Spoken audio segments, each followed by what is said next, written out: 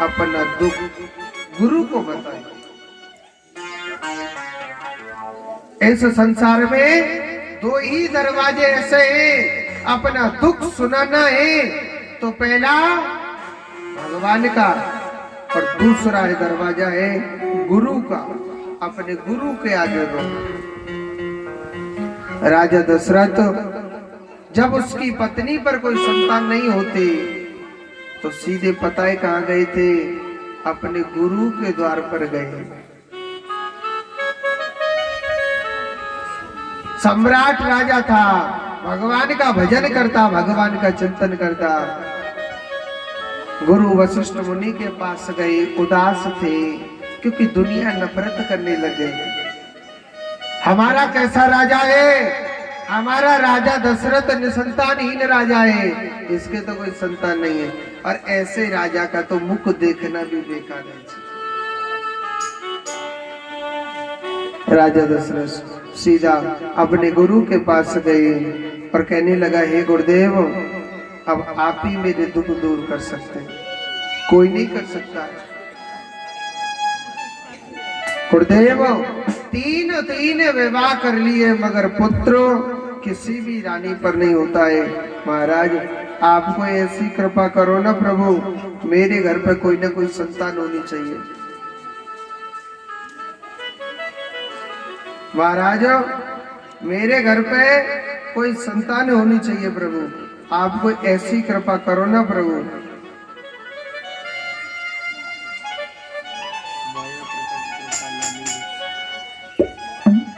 आप कोई ऐसी कृपा करो ना प्रभु। तो उन्होंने कहा कि आप चिंता न करें, आप एक पुत्र का मिष्टि यज्ञ कराओ। क्या कराओ? पुत्र का मिष्टि यज्ञ कराइए। पुत्र की कामना के लिए बड़ा यज्ञ चल रहा है, बड़े बड़े साधु संत ऋषि मुनि आए थे। इतना बड़ा, इतना विशाल यज्ञ चल रहा है, इतना बड़ा विशाल यज्ञ चल रहा है कि उसमें स्वयं अग्निदेव भगवान खीर का चरू लेकर के प्रकट हो गए और कहने लगे कि आप इस खीर को तीनों रानियों को अर्ध-अर्ध भागों में खिला देना। तीनों रानियों को वो खीर खिलाई और तीनों रानियों के गर्भ ठहर जाते। संत ऋषि मुनि सबको मालूम था यहाँ भगवान आने वाले हैं, ये तो भगवान की लीला है। आज चतुर्भुज रूप धारे अष्टमी तिथि को, नौवीं तिथि को और ठीक दिन के 12 बजे आज चतुर्भुज रूप धारे, आज 4 रूपों में अवतार होता है। बोलिए राजा रामचंद्र भगवान की जय। सभी पहले स्तुति करेंगे भगवान की, फिर उसके बाद में बधाइयां गाई जाएंगी। भय प्रकट कृपाला दीन दयाला कौशल्या हितकारी हर्षित महतारी मुन मनहारी अद्भुत रूप विचारी लोचन अभयामा तनु घनश्यामा युग युग चारि भूषण मन माला नयन विशाला शोभा से करारी कै कोई कर जोड़ी हर्षित जोड़ी तेरी करो अनाथा माया गुण ज्ञाना तीर्थ प्रमाण वेद पुराण बना करो सुख सागर सब गुण आगर वेदा वै श्रुत साता सुममयत लागी जन अनुराग भयो कथत त्रेता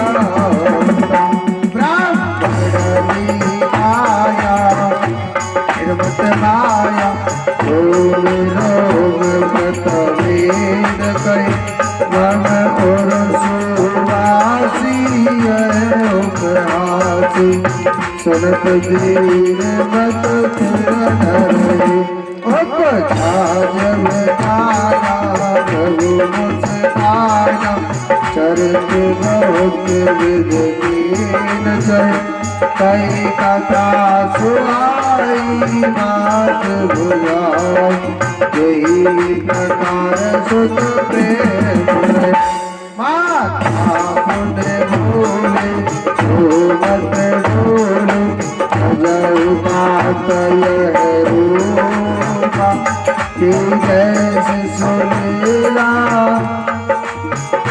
कि जैसे सुनेला अत प्रियसीला जय सुख परम अनुपा सुन वचन सुजाना रूपत ताना कोई मायक सुररूपा यह चरत जगावई हर पद पाव न परई भव कोपा मैं प्रधर सुर संत हित और लीन मनुज अवतार निज इच्छा निर्मित तनु माया गुण गोपाल सियापत राम जय जय राम हरि भगवान जय श्री राम बोलिए राजा रामचंद्र भगवान की जय।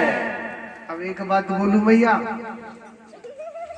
एक बात बताना, राम जी के जन्म की किस किस को खुशी है ने हाथी पर करके बताओ, ऐसे ना पता चलेगी। कहते हैं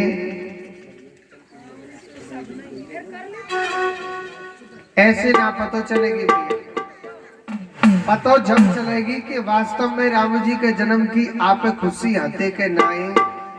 कहते हैं कि आपके बेटे का जब जन्म होता है या पोता का जन्मोत्सव मनाया जाता है तो डीजे पे खूब नाचते, नाचते के नहीं नाचते। और कहते हैं दादी सुन लीजो, ओ मोटी दादी जनता ध्यान चल रहा। कहते हैं कि हमारे राम जी का जन्म हुआ है और जो इस दरबार में नाचेगा मैं समझ जाऊंगा वो वास्तव में उससे राम जी के जन्म की खुशी है। और कहते हैं हमारे वृंदावन की भाषा में जाने करी नाचवे में शर्म और बाके फूटे का करम।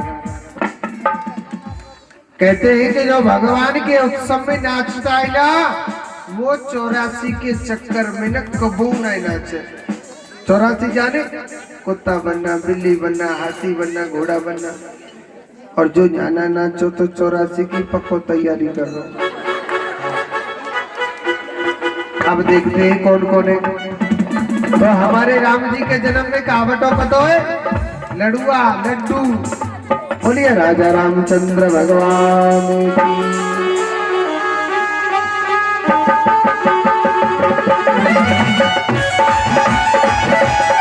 हरि बोल।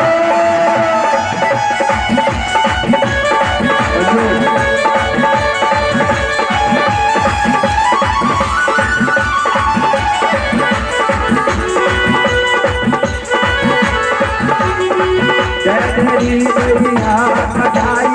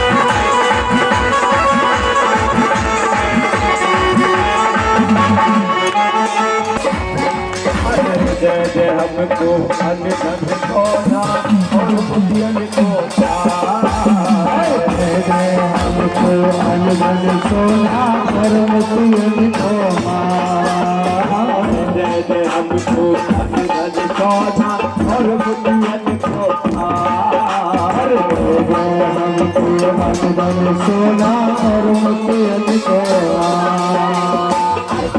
सीधे काम चलेगा सीधे काम चलेगा जय मोशन का तेरे आयो नाम बताए आयो नाम बताई जय हरी मैया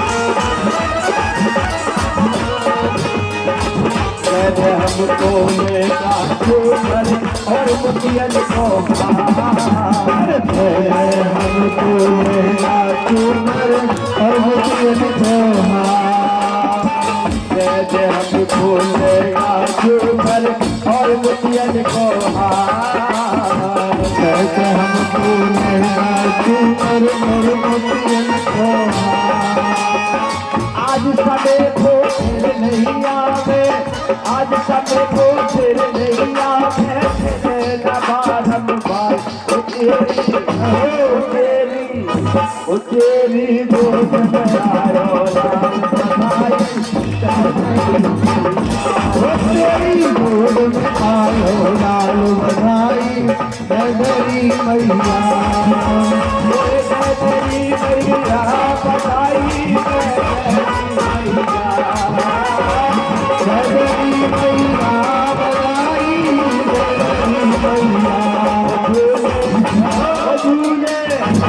झूले पलटा राम बताए झूले पलटा राम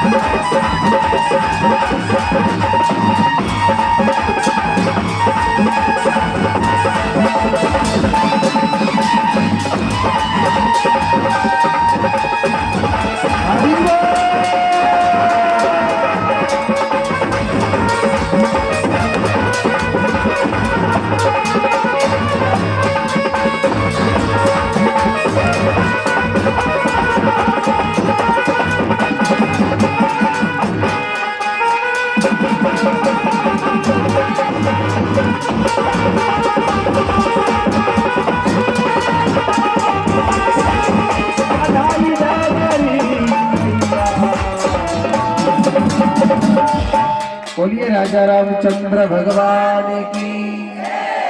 सभी बैठ जाए। आज कन्हैया को जन्म है और आज वो कंजूसी करे। राम राम जिंदगी भर कंजूसी करना पड़ता है। तो आज देखो भगवान राम का बड़ा सुंदर अवतार हुआ मेरे परमात्मा का कौशल्या माता पर। आज अयोध्या की नगरी में बड़ी बड़ी बधाई गब रही, बड़ा बड़ा आनंद बरस रहा। उन पे जो पुत्र हुआ था वो भगवान का पूर्ण रूप से अवतार हुआ था। क्या हुआ था? पूर्ण रूप से अवतार। नाम क्या रखा? जिसके दर्शन करने से हर प्रकार का सुख व आराम मिलता है ना, उसे क्या कहते हैं? राम।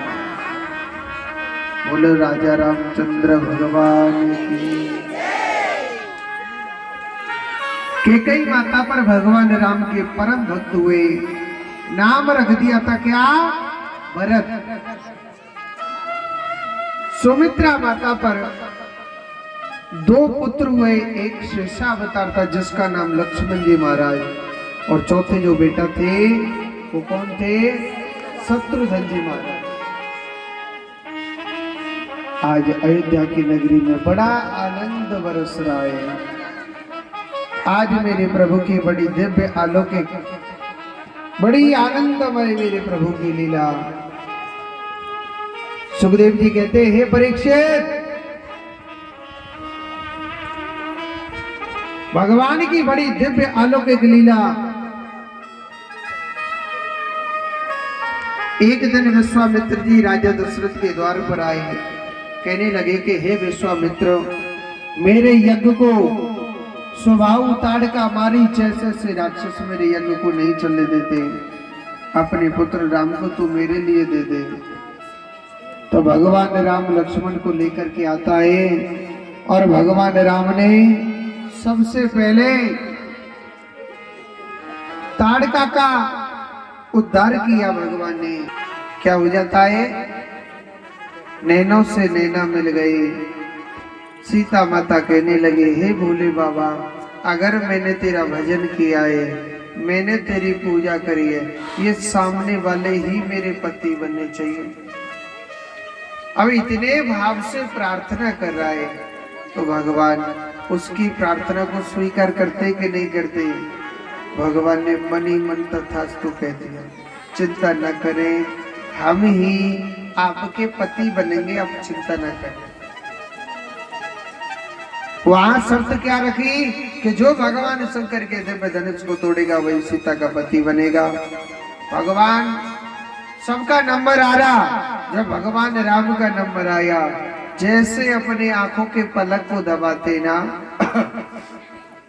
भगवान ने उस धनुष को उसी प्रकार उठाया और एकदम झटका से भगवान ने तोड़ दिया, खंडन खंडन कर दिया था। और आज भगवान का सुंदर विवाह हो रहा है, सभी नर नारी सभी प्रसन्न हो गए।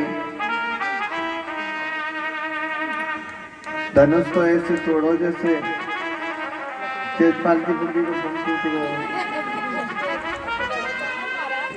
है। नहीं, पैटर्न का नाम है तेजपाल की बम, बुद्धि की बम। जोर से बोलो राधे राधे। इधर जानकी माता वरमाला लेकर के आ रही है। अच्छा एक बात सुनो, भगवान राम ना जानकी माता से लंबाई में थोड़े से बड़े थे, और भगवान चौकी पे खड़े हो गए तो और बड़े हो गए, और टाट पे मुकुट धरो तो और बड़े हो गए। जानकी माता कहने लगी, प्रभु आप थोड़े से झुक जाओ ताकि मैं आपको वरमाला पहना दूंगी। राम जी कहने लगे, हम क्षत्रिय, और क्षत्रिय कभी स्त्री के आगे नहीं झुकते। जानकी माता ने न थोड़ी सी टेढ़ी बात बोल गई, वो राम जी को अच्छी न लगी थी। क्या? जानकी माता कहने लगी, महाराज यहाँ तो अच्छे अच्छे को झुकना पड़ेगा। राम जी और खड़े और हो गए सीधे के, अब हम बिल्कुल ना झुकेंगे, चकचुए जी। सीता माता ने सखियों की तरफ इशारा किया, राम जी थोड़ा सालियों को देख करके झुक जाए। बड़ी मीठी मीठी बात बोल रही, वो तो नहीं झुके। दौड़ी दौड़ी सखी गई और राजा से कह रही, राजा कैसे बोले, बेटी वाला कोई थोड़ी बोलेगा बेटा वाला से आप झुक जाओ। दौड़ी दौड़ी सखी गुरु जी के पास गई, गुरु जी आप अपने चेला जी से कहो ना वो थोड़ा सा झुक जाए। गुरु जी कहने लगे, देखो जी हमारो कामो धनुष तोड़वावो, वो हमने तोड़वा दिया, अभी शादी वादी हम कछु जाने ना है। गुरु जी ऐसे माला लेके बैठे थे, हरे कृष्ण हरे राम हरे कृष्ण हरे राम। गुरुजी एक आंखें खोल के देख ले ब्याहेगो के ना बे, फिर तुरा दोबारा आंख बंद कर लेते। गुरुजी एक आंखें खोल के देख भी लेते। राम जी अब सखियां तो टेंशन में हो गई ना, गुरुजी कुछ कह नहीं सकते, राजा कुछ बोल नहीं सकता, प्रजा तो वैसे नहीं बोल सकती। अब ये शादी कैसे हो? सुनो, सखियों ने लोभ दिया। क्या? लक्ष्मण जी को लोभ दिया कि लक्ष्मण जी आप हमारा एक छोटो सा काम बनवा देंगे का, और सुनो तुम हमारो काम बनवा देंगे तो यहीं थे हम तुम्हारो काम बनवा देंगे। हाँ, और ये फूलन की माला ले आएंगे तुम्हारे कहना, कहीं लोभ में काम कर दे। लक्ष्मण जी सोचने लगे हमारे तो ब्याह होगो देखी जाएगी, मगर जिस दृश्य के लिए नर नारी खड़े हुए हैं उस दृश्य को तो पूरा होने दो ना। तो भगवान भोलेनाथ लक्ष्मण जी महाराज, अब सुनो, पहले मर्यादा बहुत थी, छोटो भैया बड़े भाई के आगे बोल ही नहीं सकता, आजकल के तो सामना करने लग जाते हैं। शंकर जी की पूजा तो बराबर में करे बैठ के, मगर पहले छोटा भाई बड़े भाई के आगे बोल नहीं सकता है। और लक्ष्मण जी कोई ज्यादा छोटे नहीं है, मिनट 2 मिनट का फर्क है, छोटा तो छोटा और बड़ा तो बड़ा। सुनो, लक्ष्मण जी दौड़े दौड़े गए और सीधे राम जी के चरणों में गिर गए। राम जी सोचने लगे, जी लाला भाभी के मोड़े देख के कुछ ज्यादा ही खुशी है वो देखे। भाभी के मलूक चेहरा देख के खुश है वो देखे। राम जी ने दूर से आशीर्वाद दे दियो, खुश रहे, आनंद में रहे, प्रसन्न रहे। हाँ जी। लक्ष्मण जी को पड़े पड़े 1 मिनट हो गई, 2 मिनट हो गई, 4 मिनट हो गई। राम जी सोचने लगे मेरे भैया के कछु है तो ना गए। तुरंत दौड़े गए, भैया क्या हुआ? झुक करके बोले। तुरंत भाभी ने गले में वरमाला पहना दी। बोलिए जोगन जोड़ी सरकार की। और सुनो, वहीं से चारों भैयाओं की शादी हुई। बड़ा सुंदर सुख है, बड़ा आनंद। एक बात बोलूं, सबसे ज्यादा भगवान राम को कौन प्रेम करता था पता है आपको? पूरी अयोध्या की नगरी। पता है कि नहीं पता? है? नहीं, दशरथ नहीं, हनुमान। अयोध्या का नहीं था हनुमान। पूरी अयोध्या की नगरी में भगवान राम को सबसे ज्यादा प्रेम कैकेयी माता करती थी। अच्छा करे पता तो अब आकर तो कुछ न हो।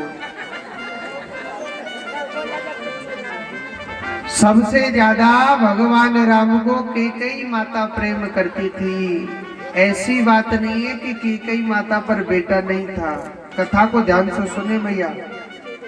कुछ कुछ कथाएं ऐसी होती है जिस कथा को सुन के पूरी भागवत का फल मिल जाता है। ये वही कथा है। भगवान राम को सबसे ज्यादा प्रेम जो करता था पूरी अयोध्या की नगरी में, वो कैकेयी माता प्रेम करती थी। ऐसी बात नहीं कैकेयी माता पर बेटा नहीं था। कौन था? भरत, जो भगवान राम का बहुत बड़ा भक्त था। कौशल्या का बेटा है राम। प्यार कौन करती है? कैकेयी।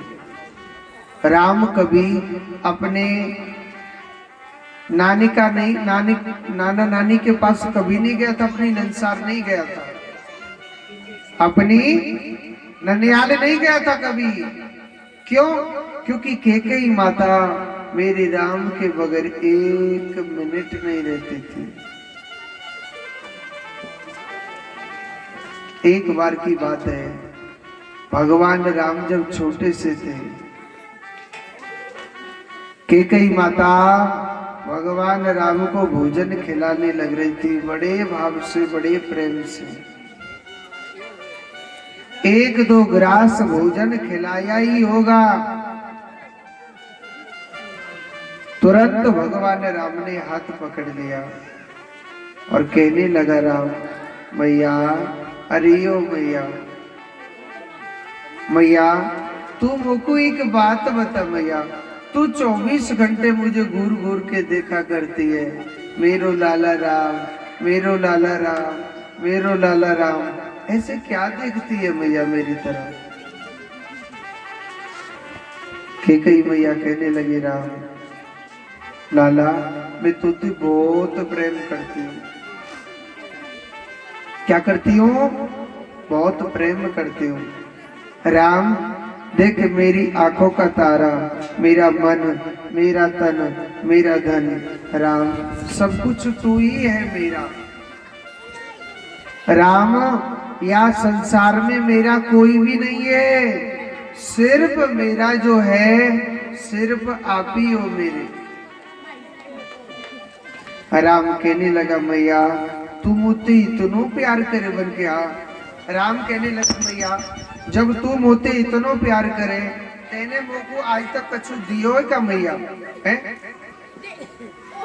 मैया, तेने आज तक मुझको कछु दियो का? कैकेयी मैया कहने लगी, हे राम तू मांगने में देर करेगा, लाला जी तेरी मैया है ना ऐसी है कि तो को देवे में देर नहीं करेगी। ए बच्चों, ए बच्चों, बिल्कुल चुप, चलो नीचे बैठो, नीचे बैठो, पकड़ के ले जाएंगे, ध्यान रख लियो वृंदावन को। हाँ वैसे पतो गुड़िया इनको छोड़ना है। तो कहते हैं, कैकेयी माता कहने लगी, हे राम तू मांगने में देर करेगा, लाला जी तेरी मैया ना ऐसी है कि तो को देवे में देर नहीं करेगी। और वास्तव में प्रेम करने वाला कभी सोचता नहीं है। प्रेम करने वाला कभी सोचता नहीं है। राम कहने लगा, मैया तू मेरी सौगंध खाए के बता, मैं तो पे जा चीजें मांगो तो मेरे का जो जरूर ला के देगी। और सुनो, कैकेयी माता ने 1 मिनट में राम के सर पर हाथ रख दिया। राम कहने लगा, मैया सोच ले, मैं तो पे ऐसी चीज मांग रहा हूं,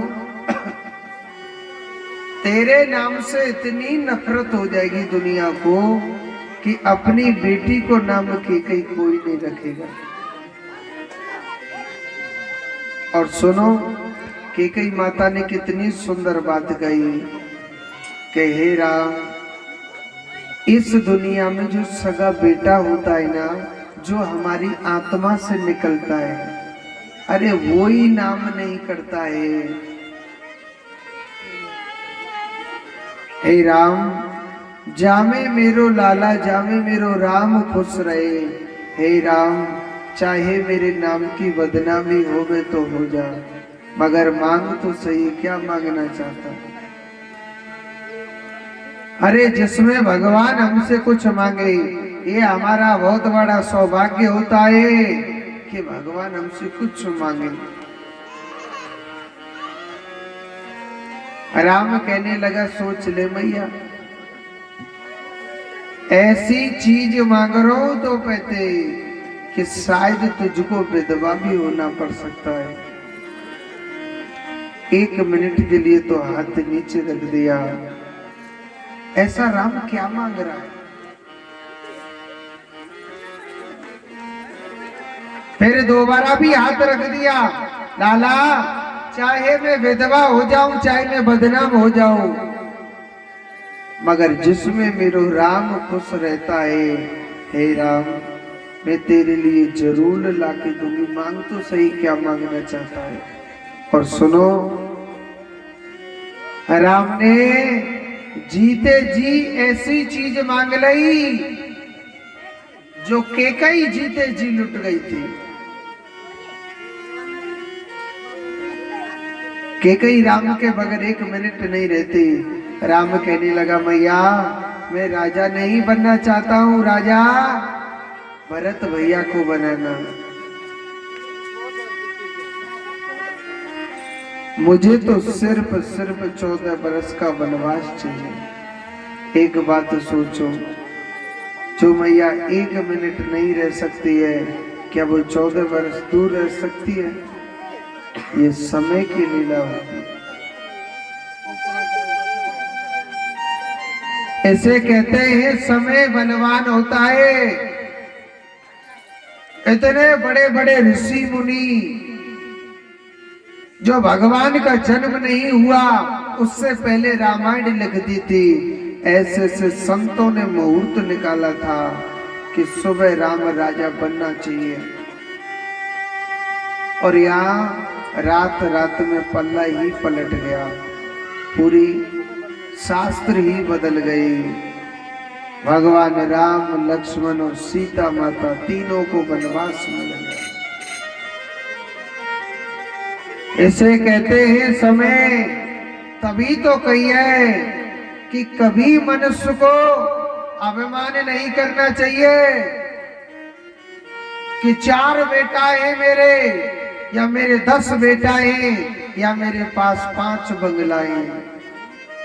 जब बुरा वक्त आता है ना कोई संतान साथ देती है और ना ही कोई बंगला साथ देता है और ना ही कोई पैसा साथ देता है। वो तो भगवान था, क्या भगवान पर कष्ट नहीं पड़ा है? हम लोग छोटे से दुख में रोने लग जाते हैं, क्या दुख भगवान के पास नहीं आया था क्या? वहां पर भगवान चैन से बैठे ही थे। इधर पिता ने देह त्याग दिया राजा दशरथ ने। किसी का पिता मरता है, क्या उस बेटे को अपने पिता की याद नहीं आती है? उधर सुपड़ का कामातुर होकर के आई। भगवान राम ने, लक्ष्मण जी ने उसके नाक कान काटे और भगवान राम ने खर और दूसर दोनों को मारा था। इधर रावण जानकी माता का हरण करके ले जाता है। क्या भगवान ने दुखों का सामना नहीं किया? उसके बाद में भगवान ने बाली का उद्धार किया, हनुमान को शिष्य बनाया और पूरी रावण की सेना से भगवान राम ने, पूरी रावण की सेना से भगवान राम ने युद्ध लड़ा था, बड़ा भयंकर। एक से एक बड़े पापियों को, एक से एक बड़े वीरों को भगवान ने सबका संहार किया था भगवान ने।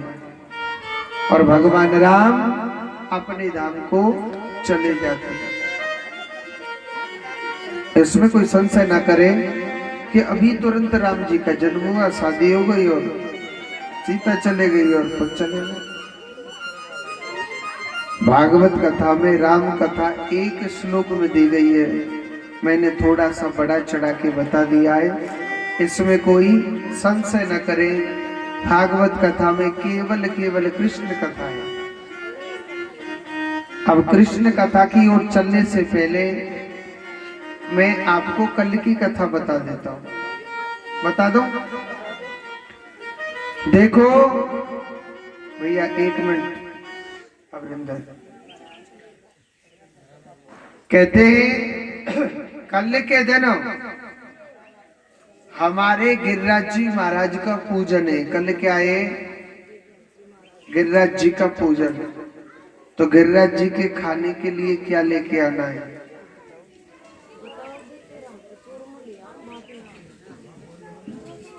चूरमा तो ज्यादा नुकसान कर जाएगा, सब चूरमा लाएंगे। देखो कल के दिन है अन्नकूट, और सभी माताएं अपने घर से पकवान बना के लाओगे। ज्यादा उम्र लियो नुकसान है जाबो या समय गिरिराज जी के थोड़ा थोड़ा लियो। देखो एक नहीं नहीं मैं बताऊं, अन्नकूट यानी तली हुई चीजें कहते हैं जो आपको पसंद है वही भगवान को पसंद है, वही भगवान का आदेश है। जैसे कि आपको चूरमा खाना पसंद है तो आप चूरमा लिए। तो अन्नकूट मैं बताऊं क्या न बोली से, क्या नहीं बोले से? कढ़ी और बाजरा की खिचड़ी। हाँ मैं बता रहा हूँ ना, सुनो पहले। जैसे कि देखो गिरिराज महाराज कलयुग का प्रत्यक्ष देवता है। आज कलयुग में 4 देवता प्रत्यक्ष है। जो आदमी सच्चे मन से इन देवताओं का भोग लगाता है तुरंत फल मिल जाता है। कलयुग में 4 देवता कौन कौन से? सबसे पहले नंबर पे है बालाजी महाराज। जब भगवान राम जी जाने लगे तो हनुमान जी कहने लगे महाराज मुझे क्या करना है? उन्होंने कहा कि तुझे कलयुग में इस धरती पर रहना है। जहां मेरी कथा चले या राम कथा चले या भागवत कथा चले या रामायण चले, गुणगान हो, वहां आपको जरूर पहुंचना है। बालाजी महाराज हर कथा में आते मगर पता नहीं वो किस रूप में कहाँ बैठा रहता है ये हम लोग नहीं पहचान पाते। आपकी बगल में बहन बैठी है, आपको लगेगा कि ये मेरी बहन है, मगर वही हनुमान जी महाराज बहन के रूप में भी बैठा रहता है। ना जाने किस वेश में नारायण मिल जाए। भगवान बालाजी महाराज कलयुग के प्रत्यक्ष देवता हैं। हर कथा में हर भगवान के सत्संग में आते जरूर है, क्योंकि ये भगवान हनुमान जी को वरदान है। और कहते हैं कि अगर आप बालाजी का आप किसी भी याद व्याधि में फंसे हो, सच्चे मन से हनुमान जी को याद करना, देखना तुरंत वो आदि व्याधि दूर हो जाएगी, क्योंकि ये कलयुग का प्रत्यक्ष देवता है। दूसरे नंबर पे कौन है? गिरिराज महाराज। गिरिराज महाराज कलयुग के ऐसे प्रत्यक्ष देवता हैं कि आप एक परिक्रमा लगा दो सच्चे मन से, तुरंत आपकी मन की मनोकामना पूरी करने वाला है। कलयुग का दूसरे नंबर का सबसे प्रत्यक्ष देवता है गिरिराज जी महाराज की। आपको जितनी बातें बताऊं मैं उतनी ही कम है। तीसरे नंबर का देवता कौन है? खाटू श्याम जी महाराज। कोई गयो कि ना गयो? सभी गयोड़ी है। तो कहते हैं खाटू श्याम जी कलयुग के बहुत प्रत्यक्ष देवता हैं। और चौथे नंबर पे है माता रानी। ठीक है, तो कहते हैं कि कल गिरिराज जी का पूजन है, और जिन्होंने गिरिराज जी की परिक्रमा नहीं लगाई, जो कल के दिन शाम के समय जो 108 परिक्रमा लगा देगा ना, यही पूरी परिक्रमा का फल मिल जाएगा आपको। ये कलयुग का प्रत्यक्ष देवता की शक्ति देखना। और एक बात बोलो, शास्त्रों में कहा गया है कि जैसे आपके बच्चे की नौकरी में अड़चन आती है, कोई 1 नंबर कोई 2 नंबर कोई ऐसे रह जाते ना आपके बच्चा, या किसी के घर में बरकत नहीं होती है, कल के दिन जो एक के 108 रुपए से जो परिक्रमा लगाता है, पहले 108 रुपए लाने, एक रुपया अपने ऊपर ऐसे 21 बार उसारना है। उन 108 रुपए में मिला लो एक सिक्के को, और जो 108 परिक्रमा कल शाम को दे देगा, जो 8 लग जाती है ना नौकरी में या कारोबार में 8 लग जाती है, तो गिरिराज जी महाराज उस 8 को खोल देते हैं। मगर ये परिक्रमा कल शाम को देनी है, टाइम नहीं हो तो परसों सुबह 10 बजे से पहले पहले दे देना, अगर 10 बजे के बाद ही ये परिक्रमा लगाओगे तो आपकी परिक्रमा मान्य नहीं होगी, आपकी परिक्रमा नहीं मानी जाएगी। परसों सुबह 10 बजे से पहले बाद में लगाओगे तो। और गिरिराज जी के लिए क्या लेकर के आना है, ये आपकी श्रद्धा के ऊपर है। गिरिराज जी का 56 प्रकार की मिठाइयों का भोग लगा था। आपकी इच्छा हो कि मैं गिरिराज जी को अपने घर से 11 प्रकार का भोजन कराऊंगी।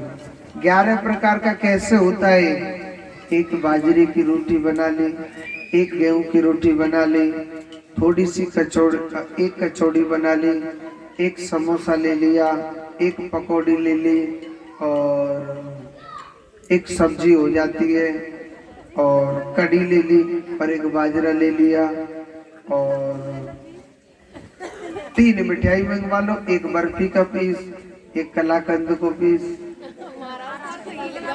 है और एक बर्फी का पीस, जो भी आपकी इच्छा है। गुलगुला पूड़ी, हाँ इसको मैं पकौड़ी के नहीं लग रहा हूँ इसको।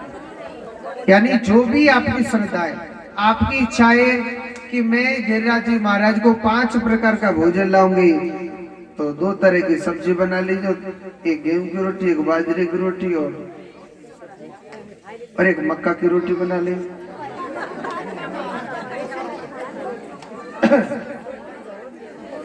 कोई यानी कल के दिन पकवान बना के लाने, और हमारे गिरिराज महाराज एक चीज से बहुत ज्यादा प्रसन्न होते हैं। बताऊं काय थे, कड़ी और बाजरे थे। अब रांध के लाओ, कोई बात नहीं, रांध के ला सकते हो।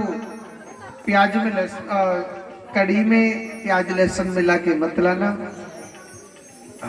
ठीक है। तो कल के दिन अन्न कूटे और सभी माताओं को पकवान बना के लाने, गिरिराज जी महाराज का बढ़ चढ़ करके भोग लगाना है और आप सभी को भोग पाना है। जोड़ते बोलो राधे राधे। और एक बात बोल दूं आपको, कहना है बोलूं, भोग तो लाना ही जब आप कथा सुनने आवे 12 बजे, तब लेके आओ, फिर शाम को 3 बजे आपके सामने खिला दो, ठीक है।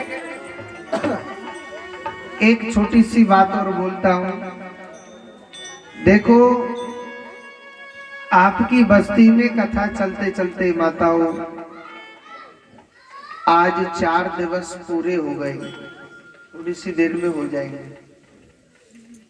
और कहते हैं मैंने आपको पहले दिन बताया था कि जो ये आपकी बस्ती में ये जो भगवान की कथा चल रही है, कोई एक जने की नहीं चल रही। आप सोच रहे हो या पुजारी जी करा रहे, या फलाने जी करा रहे, या फलाने जी करा रहे। इस कथा को करवाने वाला है मेन ठाकुर जी महाराज।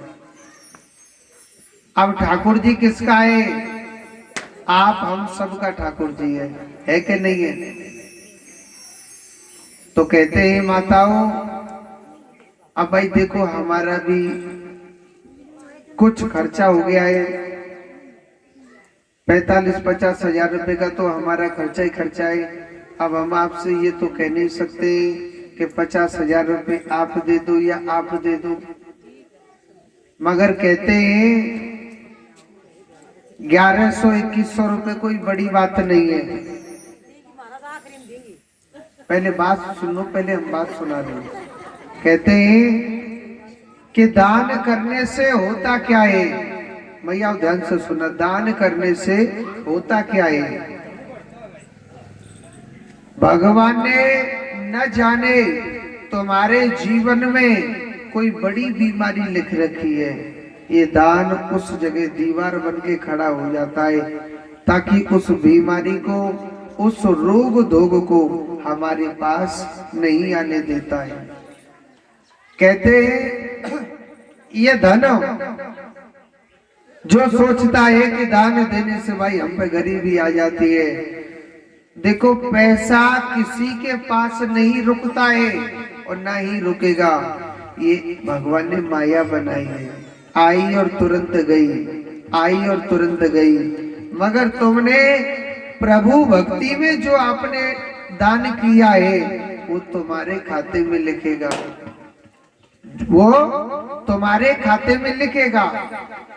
तो देखो भगवान ने जिसको जिस लायक बना रखा है, जिस किसी को 500 के लायक बना रखा है वो 500 दे सकता है, जिसे भगवान ने 1100 के लायक बना रखा है 1100 दे सकता है, जिसको भगवान ने 3100 के लायक बना रखा है, कहते हैं बूंद बूंद से घड़ा भर जाता है।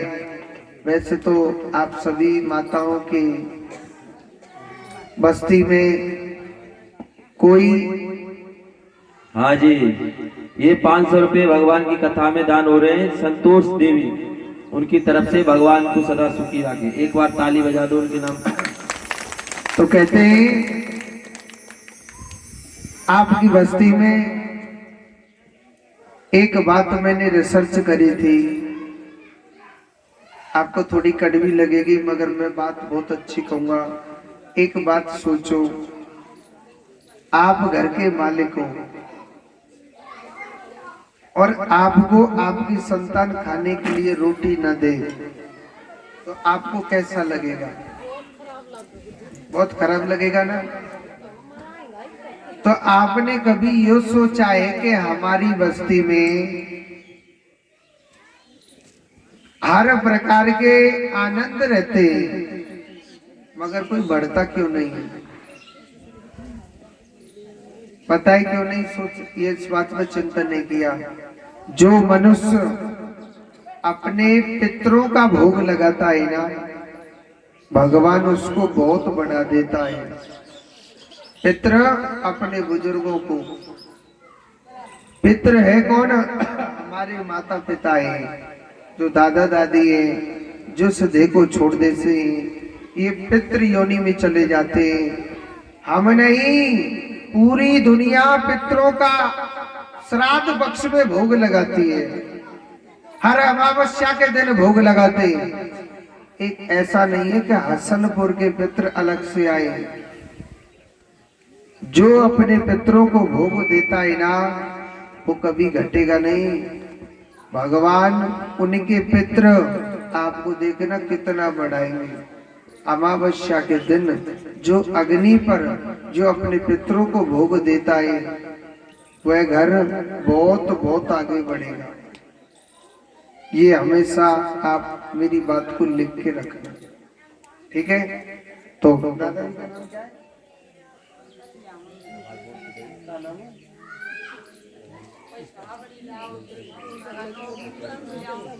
संतोष देवी जी की तरफ से 500 रुपए का सहयोग आया है, जोरदार ताली बजाएं।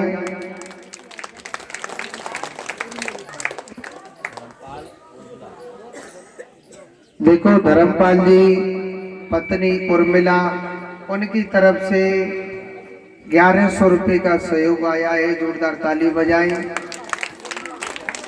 पीछे वाले कंजूसपन कर रहे, ताली बजा भी में जोड़ते बोलो राधे राधे।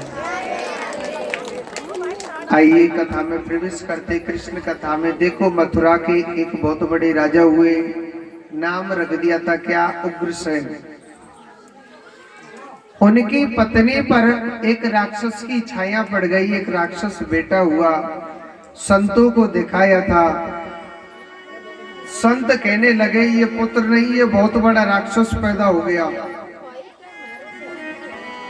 उग्रसेन जी महाराज ने कांसे के बर्तन में बंद करके उस बच्चे को जमुना जल में फेंक दिया।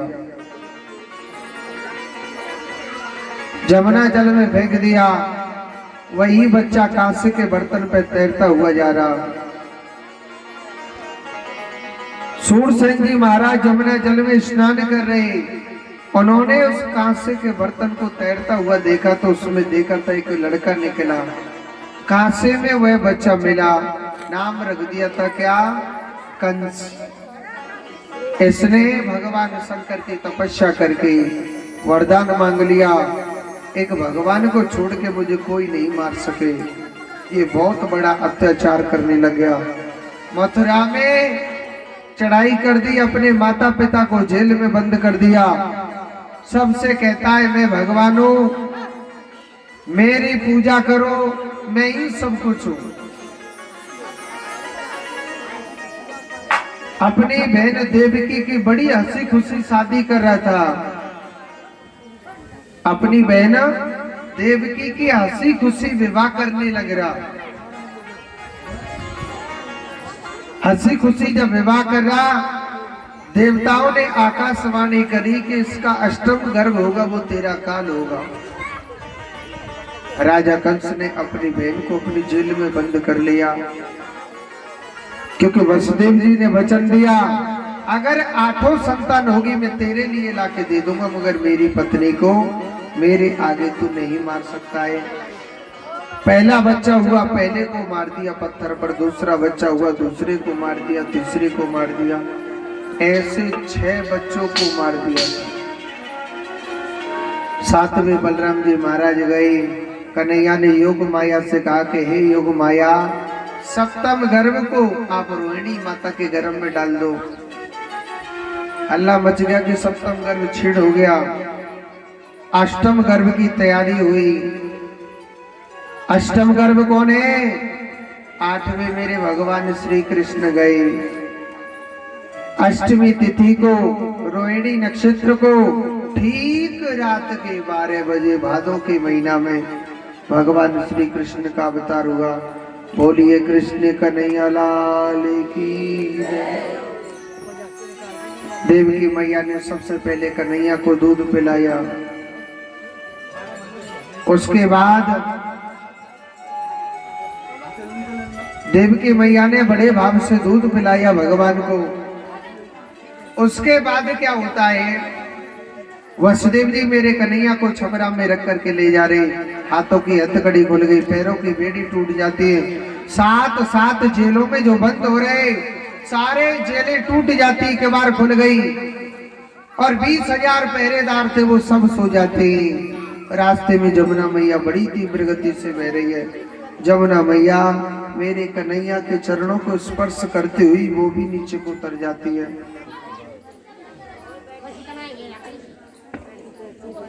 500 रुपए गुप्त दान आया। जोरदार ताली बजाओ।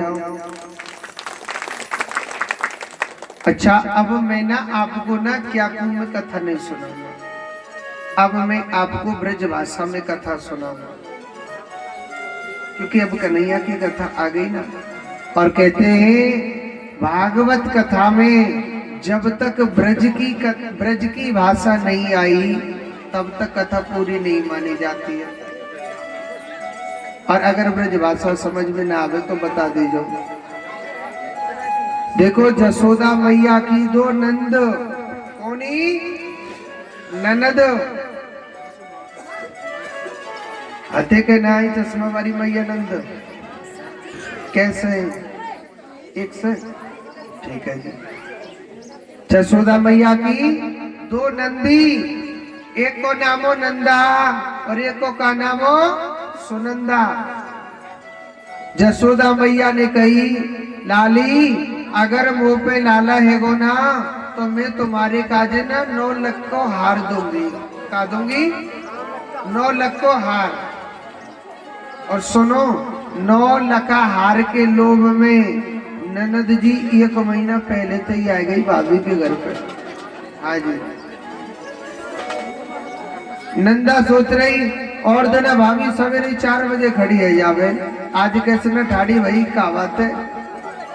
भाभी के कमरा में अचक अचक गई, देखे तो भाभी के पल्लू की बगल में रसगुल्ला के से मोड़े को, कौन के से मोड़े को?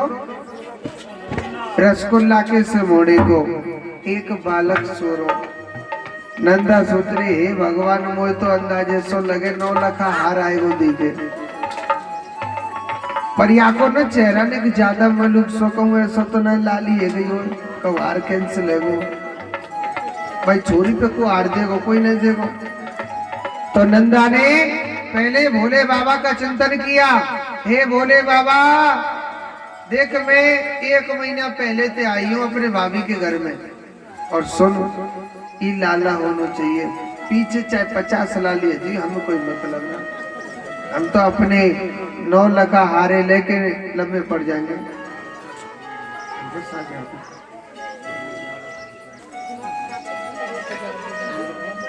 महाराज ये सब कैसे देखो 1100 रुपये संतलाल स्वामी जी की तरफ से जोरदार ताली बजाओ। भगवान इनकी झोली सदैव भर के रखे। तो देखो हमारे कन्हैया आने वाले, क्योंकि कन्हैया बहुत देर से रोने लग रहे हैं, तो हमारे कन्हैया को लेकर के हमें भैया नरेश जी